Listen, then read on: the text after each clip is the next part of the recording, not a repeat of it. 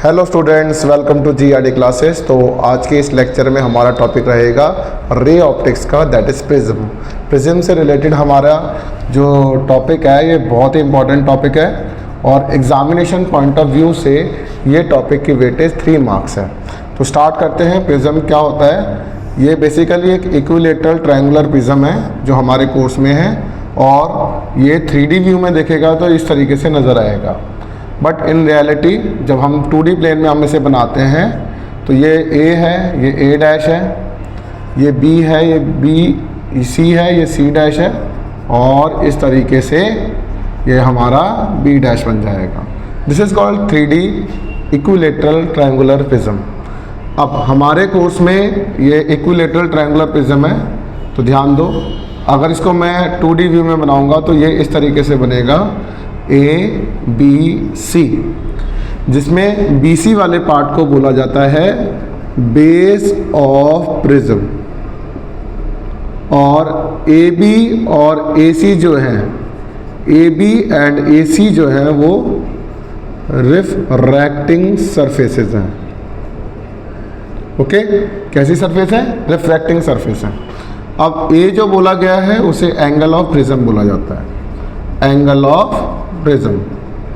तो अब स्टार्ट करते हैं। इसकी एक बहुत इंपॉर्टेंट रिलेशन है रिफ्रैक्टिव इंडेक्स का, जिसे हमें वो मिनिमम डेविएशन और एंगल ऑफ प्रिज्म के थ्रू और you can say angle of incidence, इन सब के थ्रू हमें एक रिलेशन है जो हमें फाइंड आउट करना है। तो वन बाय वन हम इसकी डेरिवेशन को स्टार्ट करते हैं। तो हेडिंग डालेंगे प्रिज्म और यहाँ पर आपको इस तरीके से एक इक्विलेटरल ट्रायंगुलर प्रिज्म ड्रॉ करना है। ये A है बच्चों, B and this is C। अब इस लाइन का मिड पॉइंट आपको ड्रॉ करना है इस तरीके से, और आप ये लाइन इस तरीके से लाएंगे और नीचे तक लेकर जाएंगे।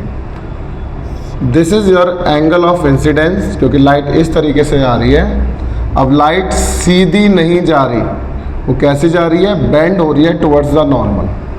तो जब ये बेंड होगी तो मान लीजिए इस पॉइंट पे जाके वो स्ट्राइक करती है, तो अब यहाँ पर एक नॉर्मल ड्रॉ करेंगे, 90 डिग्री बनाएंगे और इसको पीछे तरफ लेकर आएंगे। अगर आप पीछे की तरफ लेकर आते हैं तो ये एक एंगल बन जाएगा और लाइट जब डेंसर से रेयरर में जाएगी तो अवे फ्रॉम द नॉर्मल जाएगी। इस चीज़ का ध्यान रखिएगा। ये जो एंगल बनेगा इसे E का नाम दिया गया है। तो I जो है हमारा एंगल ऑफ इंसिडेंस है, E हमारा एंगल ऑफ इमर्जेंस है,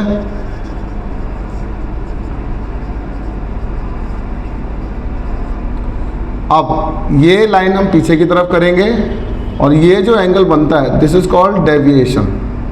इसको बोलेंगे angle of deviation, angle of deviation. ठीक है बच्चों, अगर ये एंगल ऑफ डेविएशन समझ में आता है आपको तो इसका पॉइंट बना देते हैं, दैट इज YPR, और इस पॉइंट को हम Q बोल देते हैं। ये N है और इसको N डैश मान लेते हैं नॉर्मल।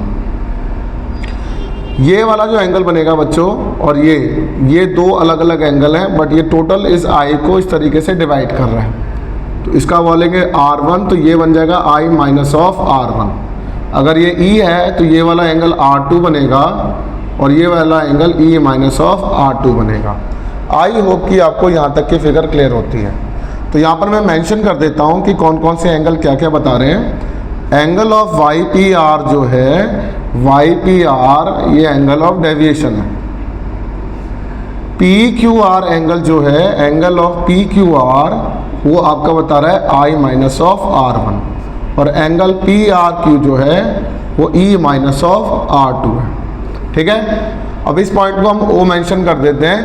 अब हम स्टार्ट करते हैं यहाँ से डेरिवेशन पार्ट। सबसे पहले QOR वाला ट्रायंगल देखते हैं। QOR तो कहता है कि इन ट्रायंगल QOR में R1 plus R2 plus angle O का सम 180 डिग्री है, क्योंकि ये एक ट्रायंगल बन रहा है। तो this is my equation number 1, क्योंकि ये सम ऑफ ट्रायंगल 180 डिग्री होता है। अब AQOR जो है, AQOR एक क्वाड्रिलेटरल है। क्या है बच्चों? क्वाड्रिलेटरल। तो you can say in quadrilateral AQOR we can write angle A plus angle O का सम 180 डिग्री। तो angle A plus angle O का सम 180 डिग्री होगा। ठीक है, अगर आपको ये दो इक्वेशन क्लियर होती हैं तो दोनों को इक्वेट कर देंगे। Using 1 and 2 we have angle A plus angle O R1 plus R2 plus angle O। Angle O से एंगल O कट हो जाएगा तो इस एंगल को हम A भी लिख सकते हैं, that is angle of prism R1 plus R2 बन जाएगा। This is my equation number 3।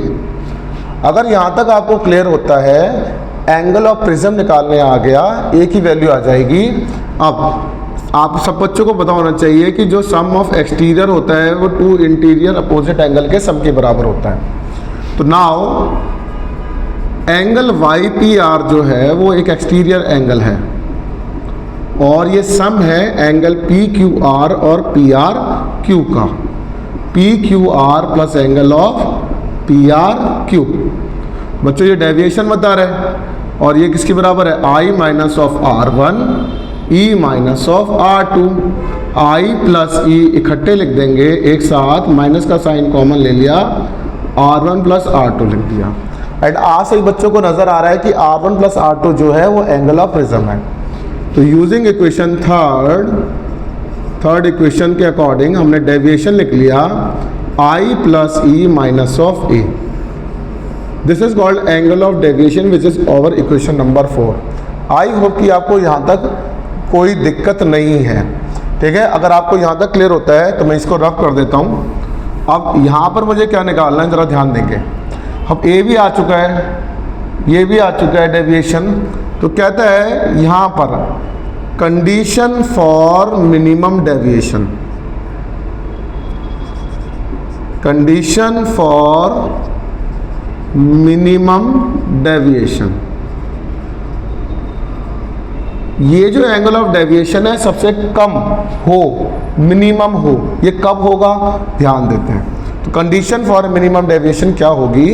कहता है मिनिमम डेविएशन के लिए एक तो डेल मिनिमम लिखा जाए, एंगल I जो है वो एंगल E की बराबर हो जाए और R1 जो है वो R2 की बराबर हो जाए which is equal to R। अगर आप इतना जानते हैं, अगर इतना बात समझ पा रहे हैं, R1 अगर R2 की बराबर हो जाएगा, एंगल I एंगल E की बराबर हो जाएगा, तो ये वाला एंगल YPR जो है वो सबसे मिनिमम होगा। तो देखो, तो यूजिंग इक्वेशन नंबर 3, तो बच्चों हम A को क्या लिख सकते हैं? R plus R which is equal to 2R और यू कैन राइट R की value A/2। This is my equation number 5th। And using equation number 4 we can write del minimum I plus I minus of A। You can write 2I minus of A को इस तरफ ले आओ तो del minimum plus A equals to 2I। अब I निकालना है तो इसको डिवाइडेड बाय 2 कर दो। अब I और R की वैल्यू अगर आ गई आपकी तो अब हम निकाल सकते हैं यहाँ पर दैट इज रिफ्रैक्टिव इंडेक्स, जो sine I by sine R होता है, ये रिफ्रैक्टिव इंडेक्स का फॉर्मूला। अब हम I और R के टर्म्स में यहाँ पर वैल्यूज पुट कर देंगे तो we can write sine del minimum plus of A/2 divided by sine of A/2। ठीक है, तो ये डेरिवेशन एग्जाम्स में बहुत बार पूछी जाती है, तो आई रिक्वेस्ट कि ये डेरिवेशन आपको ढंग से याद होनी चाहिए। अच्छा, इसका एक ग्राफ भी है, ज़रा ग्राफ भी देख लो। तो कहता है कि जब आप इस तरीके से ड्रॉ करते हैं तो ये फिजिक्स के लैब में जब आप जाएंगे तो ये कुछ इस तरीके का ग्राफ बनेगा। तो ये वो एक ऐसा पॉइंट है जहाँ पर I और E बराबर हो जाते हैं, I और E बराबर हो जाते हैं। तो यहाँ पर डेल की जो वैल्यू होगी वो डेल मिनिमम हो जाती है। इस चीज़ को याद रखिएगा, बहुत इंपॉर्टेंट रिलेशन है। आपसे प्रैक्टिकल में भी ये वाली बातें ड्रॉ कराई जाती हैं, तो रिक्वेस्ट है इसको ढंग से करिएगा। Thank you very much.